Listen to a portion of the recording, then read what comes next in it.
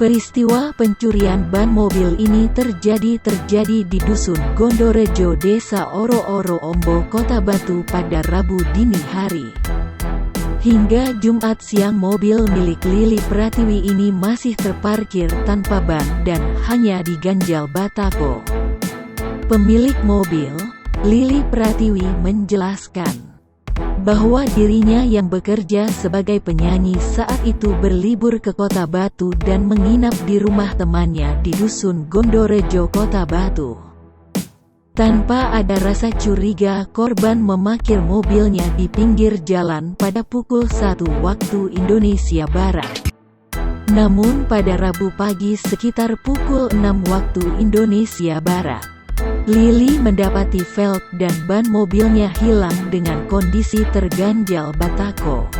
Akibat kejadian ini kerugian korban ditaksir mencapai jutaan rupiah. Meski demikian, korban tidak berniat untuk melaporkan kejadian ini ke pihak kepolisian.